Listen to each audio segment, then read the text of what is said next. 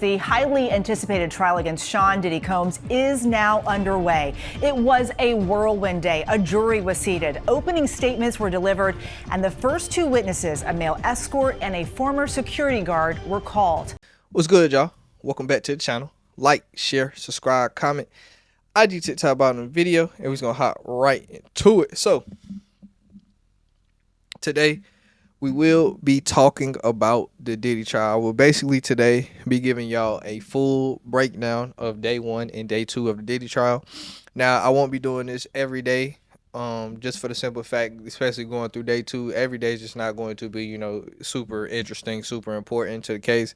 And a lot of times, they are going to be repeating facts and, basically giving facts that we already knew. So, yeah, I don't know how long this video will be because, like I said, I'm giving a full breakdown. So, just bear with me. Obviously, y'all know because y'all going to be watching the other side. But just bear with me. But, yeah, basically, we just going to hop right into it. So, if you were basically unaware of the case, well, let's start with what Diddy is actually being formally charged with.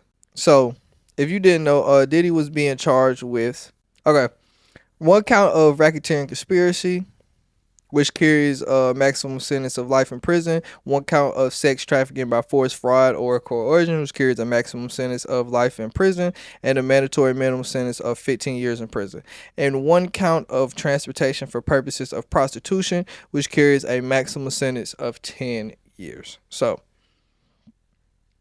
obviously, I'm going to give y'all some in opinion in between, but for the most part, we're just going to be, stating the facts of it. So, to start, let's start with, who's the prosecution and who's the defense. So, the attorney generals that we will be hearing speaking for the most part is AUSA Comey and AUSA Johnson. As far as the defense for Diddy, the first chair would be Agnifilio. The second one is Gary Ghost, and the third would be Brian Steele. And obviously, y'all know who Brian Steele is, the guy who got Young Thug off. So, the trial begins with jury selection. So, I'm not going to bore you with reading the exact screenshots of all the strikes and stuff because they strike a bunch of numbers. I'm just basically going to be reading numbers off of you of people that we don't know who they are, and this is a back and forth between the prosecution and the defense. So, after the prosecution has strike, I think this is about 9 of their strikes.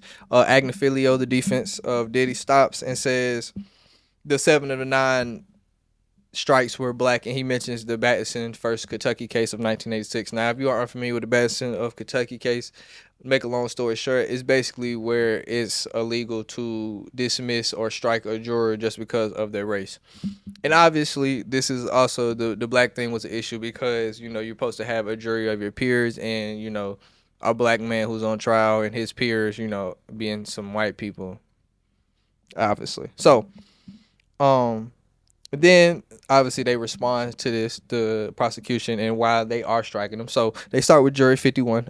Jury 51 knew 17 of the names seen making of the band, show produced by Diddy, and has a relative with law enforcement issues, harassed a police officer before and didn't report it, and his sister had an issue. They moved on to jury 81. Jury 81 claims to have special knowledge of bipolar issues. 161, juror 161 said he watched the case on the news that morning, said he'll lose 30% of his income but once on, and they believe that he has an agenda, which definitely makes sense because if you're going to lose 30% of your income just to be a juror, you have to be probably getting that back somewhere somehow. So yeah, you definitely got an agenda. So next, juror 163, he was struck because of English proficiency, and he had a relative who shot a police officer. Baird, and then another one, I forgot to put that number, who attended Combs High School. Then they strike 324 because they have sleep apnea. I'm assuming just because of daytime fatigue. You might accidentally fall asleep or, lose focus during the trial, miss an important detail. And he also called the police assholes. So and there it goes on. And then jury 281 says victims can catch a case and jump on a bandwagon and believe that they have an agenda. Makes absolute sense because they're just basically saying that it's just a bunch of people lying on Diddy when they could be saying that, not directly to Diddy case, but how we reference and say sometimes the people are not attacking all of these people. They just some people are doing it for the money grab. That's basically what that statement was saying. So Now we're basically getting into the opening statements by AUSA Johnson. So I'm not gonna read some of the tweets word for word or what he said in court to the end. Really when he gets on the stand with the male escort, I was about to call him the P word, but yeah. So basically, what he starts out with, he talks about one night about Cassie where that Diddy forced her to have sex with male escorts while he watched and recorded. Found out Cassie was with another man and set out to find her. He woke one of his employees to drive to the house. No one was there. He kept looking. He then eventually finds Cassie. He beats her and kicks her. He said beats her, kicks her, and flinged her around like a rag doll. And told Cassie that he could release the video, basically blackmailing her if she would ever try to call the authorities or leave him. So then another thing they're accusing him of is breaking into a man's house and beat and blackmailed his girlfriend. Then they brought up Bad Boy Records. They said, obviously he had bodyguards and employees and things of that sort attached to Bad Boy Records that they said would do anything for him, especially in return of payment. So they alleged that his bodyguards, at his direction, obviously, bodyguards kidnapped an employee, set a car on fire. So I was wondering if that was referencing to the Kid Cudi thing where they said they were trying to get a car bomb for him, and then they said dangled a person, which I would think was a reference to Wale. If y'all didn't know or have never heard the story by and Glizzy, or if y'all know him as Barber's son, basically affiliate used to be affiliate of Shy Glizzy. D Scott, basically he has told a story on YouTube about how he seen them dangle Wale on the. I'm sorry, I'm laughing too. It's just a funny story, but I swear for God, it's a balcony in the studio, like an out balcony. You can see over the back. I swear to God, my grandmother, they got Wale over top of his feet. They got him off his feet, hanging off the balcony. basically, yeah, he said that he seen it. So I would assume they referring to Wale on that. And they also said that he delivered drugs, which he said including to women who he forced to have sex with escorts and transported them across state lines and sometimes out the country, making it clear, the prosecution is, that this is not about just a celebrity's private sexual preference. So obviously all that goes into the sexual trafficking draft line. All the obviously all that files under all the charges that I listed earlier. So then they also accuse him that he coerced and used violence for this, and that the trial will be a focus around two women. One is Cassie, and the next one being Jane. Now, I do want to say this. I forgot to preface this. Now, you probably wonder why I didn't say facts at a certain time with another. I'm doing this I'm reading this in basically verbatim order, how they was doing it through the trial. So bear with me on that. Now, next thing they're saying, obviously, they're going to reference these freak offs that the whole world knows about. Basically said at his direction for the freak offs, there was organized flights, cars, hotels. Staff would set his room with lubricant and lighting. Baby oil.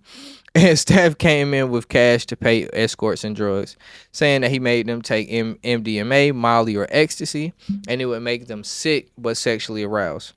Directed every step, expected women to appear to enjoy themselves while he masturbated and recorded all these events. So we already knew that. That's kind of something we already. Well, we didn't know exactly that he was a cuck exactly, but we definitely knew he was doing some freaky ass shit with his lighting, lubricant, and all that. This lot of this shit is basically something we already knew. Now they're going to get into the information about Cassie, how Cassie was 19 with the hit song, Me and You, obviously. I first thing I think of is that damn Saints Row clip too, when Pierce was singing the shit out of Me and You. Me and You is a banger though, so I understand 100%. Saying that she recorded, but he had final say of what was released, and that she never released another album because of him. It did reference another night where he stomped on Cassie's face in an SUV and then made her stay in a hotel for a week to hide her injuries. And then they say he set up freak offs as often as 1 week. One time he made an escort, and this escort is actually, no. She talked about it. Don't stand it. My bad. Made an escort urinate in her mouth, beat her in the hallway to drag her back to a freak off, which is the video. CNN appears to corroborate some of the allegations of abuse against music mogul Sean Diddy Combs. The video, captured on multiple cameras, shows Combs assaulting his then-girlfriend Cassie Ventura in a hallway at a Los Angeles hotel in March 2016.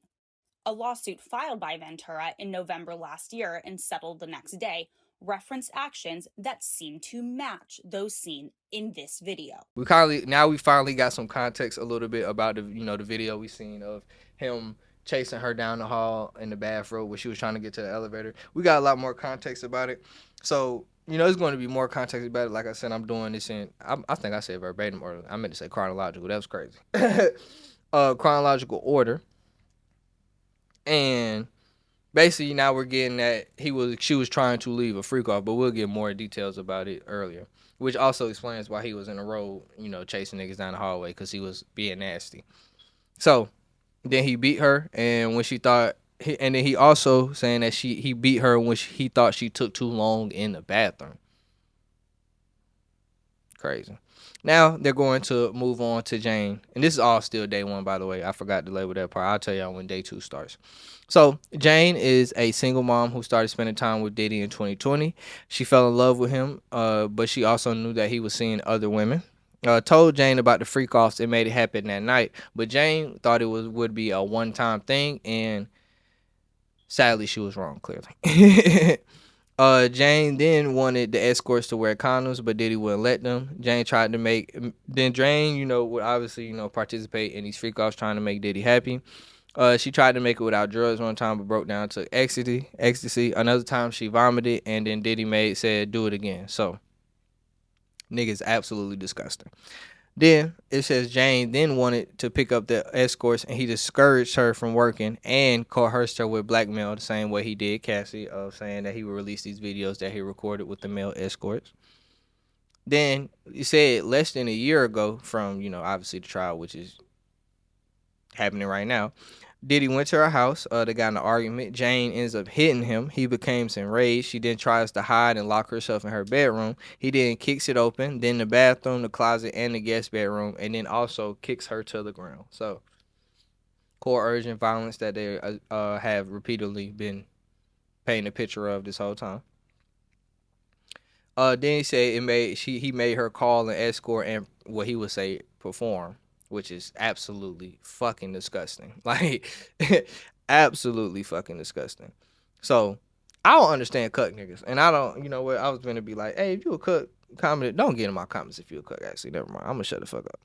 Okay. And then another thing, they were also accusing him of bribery. We'll get into more details about this later, because he actually does get on the stand, the guy that he allegedly bribes. He offered a hotel security guard $100,000 to keep that Cassie video hidden, and he also kept her hidden for weeks, obviously trying to hide the injuries that she had and things of that sort. Then he is also being accused of sexually assaulting his personal assistant Mia, who they said he put his hand up her dress and also penetrated unwillingly. So that was pretty much all for the prosecution at the time. Then the defense is now presenting their case. So in the defense says this case is about Combs' private sex life, and that the government should not be involved in it. It says this is not a RICO. Says they are building this, and basically the defense is saying they're not really proving anything under the RICO Act. They're basically proving domestic violence. And then the AUSA responds with not charged with domestic violence because it's sex trafficking, and like I said, coercion, violence, and all the things they were accusing him of. The defense then, this basically what I'm saying from here would be basically what the defense is saying. So the defense says victims are getting something from him and are adults and should have more control, and said that they have made free choices. Remember, I said free choices because he's going to mention that a lot in his defense. Then he says the jealousy drove these victims, that saying that Combs has never been married but has many women, and he's been in multiple relationships. He's also not honest, and the defense also says that Combs is also jealous himself, and it may be hypocritical, but that's true. Then he also says these women remained in multiple year relationships with him, which is honestly a good point. And then he also says infidelity and jealousy drove this. Drugs and alcohol made it worse, but the case is about Casey and Jane. Says the hotel video was because of infidelity, because he was basically saying that they got in an argument and that Cassie had went through his phone and that he was trying to get that phone back, which has caused the whole thing. And so obviously he can't deny that Diddy did that because it happened on video, clear as day. So basically he was just trying to paint the picture that they just got in a whole just argument, that they, basically she caught him talking to another woman, that she got mad and trying to run off, and that's how it led to the thing. Not that he was trying to lead her back to a freak off, because that would go back into the sexual trafficking thing. So that's what they were trying to do with that video. Then he says, Cassie goes, you can see that Cassie says get back in the room, and then she remained in a relationship with him for 2 more years after that. Then they also talk about how Cassie flew to Georgia to be with him after Kim Porter died. Then they bring up Cassie being married to the trainer, and that they're on their 3rd trial. Obviously, this is the defense, so they're trying to discredit anything Cassidy has said to make sure that it's not valid to the juror. And then they asked why didn't they call the police if all of this was so hostile. They go back to the bribery, basically saying that you can't say too much about it because there was never a law enforcement investigation on giving the money to the security guard, and said that it was done out of a way to prevent bad publicity. But that's easily saying that you admitted to it and that you bribed him. I think even I get what he's trying to do, because doing it to prevent bad publicity and doing it because you didn't want to show the world that you're a woman beater are 2 different things. But either way, you kind of you still did the same thing. It's just the reasoning is different. Then they talked about something about a kidnapping. Then about this employee, but they said the employee worked for him for 10 years and asked to work for him again. And then they bring the security guard, his last name Flores, onto the stand. So I'm going to, let me see. I'm going to read for you a little bit of the interaction with Flores and the prosecution. Now getting back to Flores on the stand. So, AUSA, we call LAPD Officer Israel Flores. Flores. I am also a reservist for the Army. I was a guard with the Securitas in 2016 in the Intercontinental Hotel near Century City. AUSA, what happened on March 5th, 2016. Flores, I was told of the 6th floor. Flores, there I recognize Sean Combs. He is there wearing a gray sweater. AUSA, what was your title? Flores, Assistant Director of Security. AUSA, let me show you a photo of the Intercontinental Hotel. Flores is shaped like a pyramid. Judge admitted. AUSA, what kind of incidents did you respond to? Flores, all kinds. We had a couple of suicides there. We prepared incidents reports to 5Ws. AUSA, would you attach photos to the reports? Flores, yes, but not video. We did not have the password. AUSA, when did this incident take place? Flores, 11 a.m. I got a report of a woman in distress on the 6th floor. I closed the security base and checked the cameras. There was an African-American man pacing back and forth, and I didn't see a female. I rushed there. AUSA, what did you see on the 6th floor? Flores, Mr. Combs in a towel and some like colored socks. He's a rapper, producer, and Cassie on the floor. AUSA, let me show you the photos. AUSA, what did you tell him? Flores, that is they were arguing. They have to be taken back to these rooms, and that the broken vase will be charged in the room. Cassie said she wanted her phone in her bag. The phone in the bag that they referenced he was trying to get when they were trying to paint the case of infidelity. Flores, Miss Cassie said she wanted to leave. Mr. Combs said, you're not leaving. I saw inside the room a male, black, wearing dark clothing. AUSA, what did Mr. Combs do after Cassie left? Flores, he called for me. He was holding a stack of money not to tell anybody. AUSA, what did you say? I said, I don't want your money. The damage is going to be charged to your room. AUSA, where did Cassie go? Flores, after I spoke with her, she left. A car pulled up. She left in a black SUV. AUSA, was there a driver? Flores said 7 feet. He said she wants to leave. I said, I'm talking to her, not you. They left. AUSA, then what? Flores, we went to Mr. Combs' room to remind him of hotel rooms. He opens the door and grabs the phone and says, are you recording me? I pinned him to the wall. Flores, I took photos of the broken vase to tell them to clean it up. I went to write the incident report. AUSA, is that it? Flores, my report with my name on it. Defense, same objection. Judge, noted. Then did you review? AUSA, did you review the video? Flores, yes. AUSA, I'm handing you a thumb drive with the videos. AUSA, did it have audio? Flores, no. AUSA, let's walk through it. Who is this? Flores, Cassie, and this, Mr. Combs. What's happening here? Flores, she picked up the wall phone. AUSA, what did you find when you got there? Flores, broken vase. AUSA, what is at the end of this video? Flores, me coming out of the elevator. AUSA, let's pull up the incident report again. Flores, here we're reminded that the checkout time was approaching. AUSA, what did you add to the incident report after you reviewed the video? Flores, I described what I saw in the video. AUSA, what else did you do with the video? AUSA, I recorded 2 videos of it with my iPhone to show my wife at home. AUSA, did you work the next day? Flores, no, I had the next 2 days off. AUSA, when you came back, did you look for the video? Flores said, I did. Flores, but it was gone. AUSA, did you see it ever? Did you ever see it again? Flores, yes, recently. AUSA, nothing further.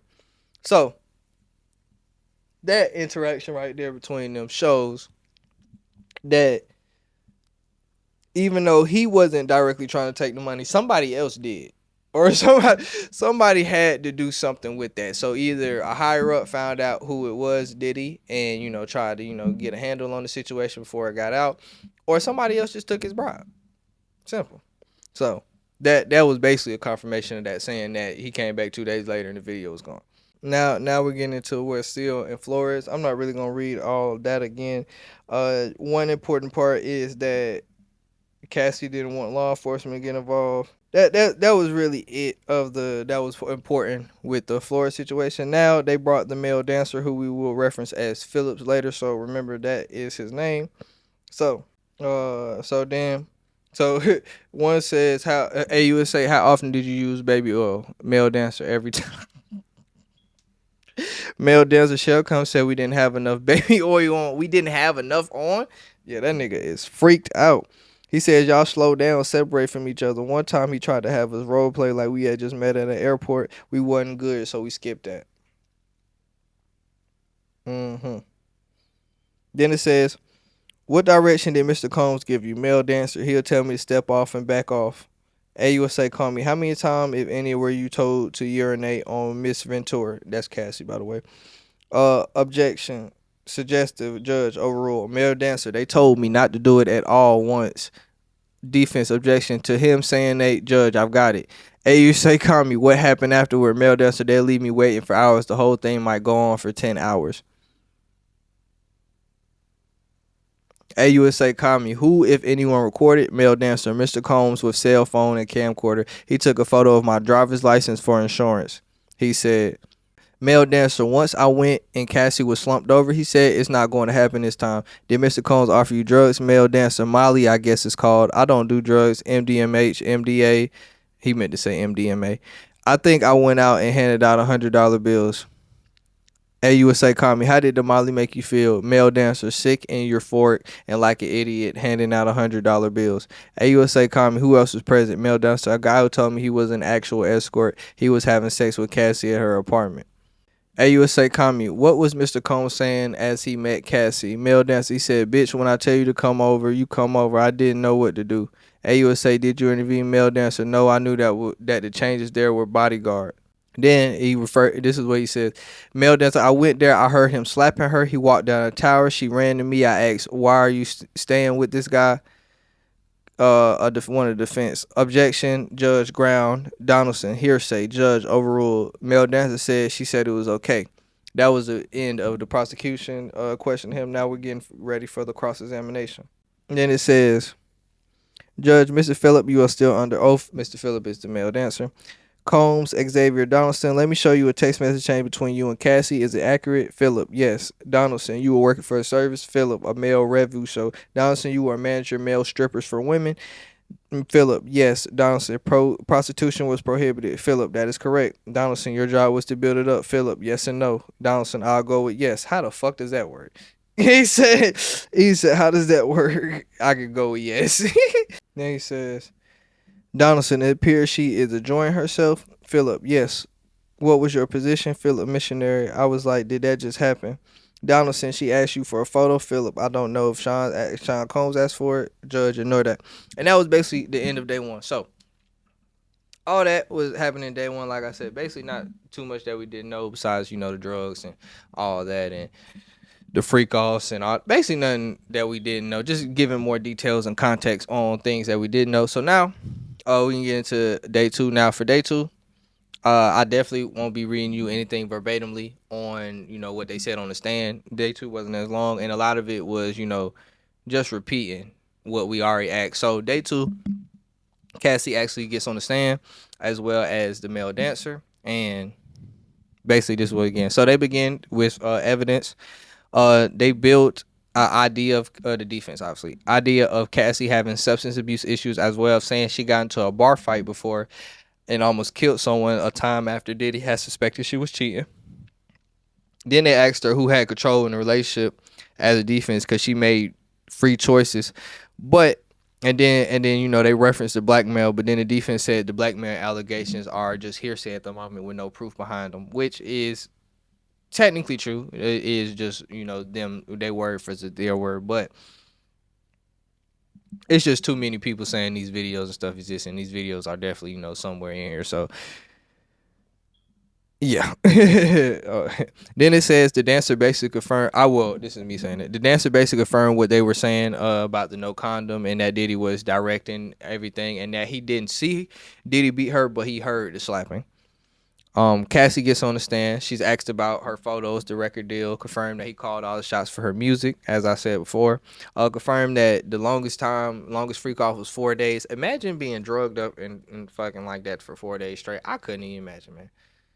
I don't, I ain't gonna lie. I ain't mad at niggas doing drugs. I ain't mad at drugs. But the fact that you pilling me up and I'm supposed to be working like this and fucking 4 days straight, man, no, man. Let me go sit down somewhere. So, then she goes into how Diddy basically controlled her whole lifestyle. He controlled how she did her hair, what she did to her nails, how she worked out. And I believe that part of it, especially the hair part, because she referenced how she shaved hair at some point. And if you really go back and look between Diddy has done some wild shit to his hair at this point. So him making this woman do wild shit to her hair makes sense as well. Cause like that little mohawk that nigga had, that shit was absolutely fucking disgusting. I know y'all know what the fuck I'm talking about. That little Roscoe Dash mohawk that nigga Diddy had. That was absolutely fucking disgusting. So I'm not surprised if he made her shave her shit bald after that mohawk. Then he said he would take her. Then she said he would take her items like she was a child on punishment. Basically, like her laptop, things like that. He would have people take that. Talked about how Diddy specifically said cops and stuff like that not being escorts. So that shows you how he knew a lot of shit he was doing was illegal. Then I wrote this because this shit was absolutely frying me. It was so nasty. I was reading this beside my mom. I had to show her. Like, I couldn't even say it out loud. I had to show her the tweet. Bro, this man, she said when escorts used to finish on her, finish as in ejaculate on her, he would want him to put it. He would want her to put it on him in the next room, and she said usually around his nipples. So this nigga used to like. I mean, basically, I think you got the point from that. But just to rephrase that, this nigga used to like niggas nutting on Cassie and then taking that nut and putting it on his nipples. That's some freaky shit. Then she was asked about a video about the video of her being the hallway video that we keep referencing. And then basically said that she left. That what happened during that video is she left during a freak off trying to make some type of premiere because obviously she was trying to keep her career going, and obviously Diddy was not, letting it happen as he didn't let her release no music in the past 19 years. And she left during for a premiere and she was trying to get to a hotel phone, and this is when he grabbed her phone and bag. And this is so. The reason, that's important because the defense was paying that as if it was infidelity, as somebody went through the phone and that she was taking it, because she was jealous and mad that he was talking to other women. And this is basically saying that she was trying to get away and trying to get to another phone and that he was taking a phone from her so she wouldn't have access to contact people. So that is painting two different pictures. Now, who's telling the truth? We don't know yet. But yeah, that's basically all the best information for day 2. But that's really all I gotta say. I mean, it's not too much to it. I don't want this video to get too long. It's no point in me re-referencing every detail. Y'all basically got it. It's basically repeating all the details of the freak offs and everything that we knew he was already doing. So it ain't too much to it. It's just this nigga nasty. That's all I gotta say though. Like, share, subscribe, comment. IG, TikTok, bottom video, and we out.